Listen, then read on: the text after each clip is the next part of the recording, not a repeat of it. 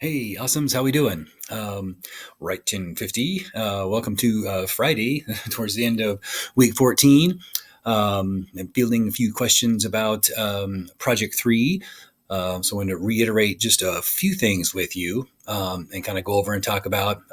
Thanks to everyone who showed up, popped into office hours. Again, I apologize for the issues on Tuesday.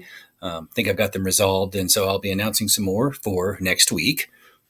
So look for those, and I'll send those out as an announcement. But for Project 3, recall that we are kind of taking Project 2 and making it into this multi-modal type of assignment. So I'll click on this, and it'll probably take 15 minutes with everything that I've got going on my computer and things like that are happening right now. Even on a Friday, I was hoping I would get better access. But probably, as I'm sure y'all are experiencing, everybody in the home right now is using online resources. And so it's like everything's kind of strained. But so I did want to kind of highlight, can we talk about this developing a multimodal text? So we're taking Project 2 and thinking about what it might look like either by a website, or if you recorded a video and you presented slides, so it would be like a slide video presentation, or even a poster or an infographic. So it's more still like. So in infographics, there are several different locations, on the web that you can go to find places to put together your infographic.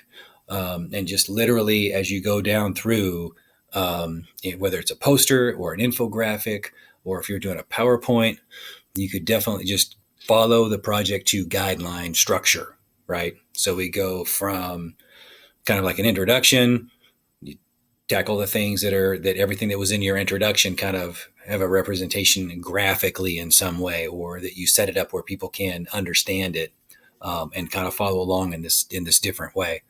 And we think about how we design things. We think about the hierarchy of how things look. Headings are a little bolder, or they're a little bigger. They're in a different font maybe, and how those kind of fonts work together. We talk about that's kind of like hierarchy and typography kind of like go together. Then we talk about space. We don't want to fill up all the space. We don't want to have too much space, kind of have like some balance and stuff.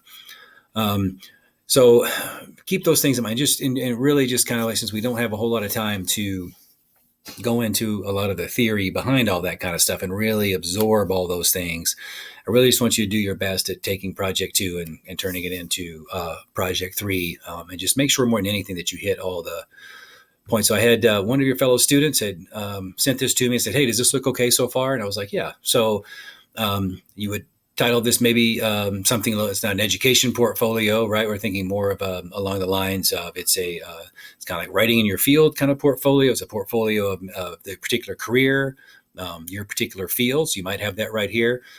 You might have the profile, right? So you got a profile page, and so here's where the profile would go, right? There's still things like that down there to you could put in and put in the things, and then these might link to different things or things that you said in your Project 3. Obviously, you'd have a controversies page, communication practices page, and an advice page. So this is kind of to show that even for Project 3, that your home could be where maybe some of your introductory material shows up, and things like that are important. What your profile, the profile of the career or the field kind of looks like. And then obviously you would do, have a controversies page and, these kinds of things. So wanted to encourage you to kind of think about, that's what that kind of looks like on a website.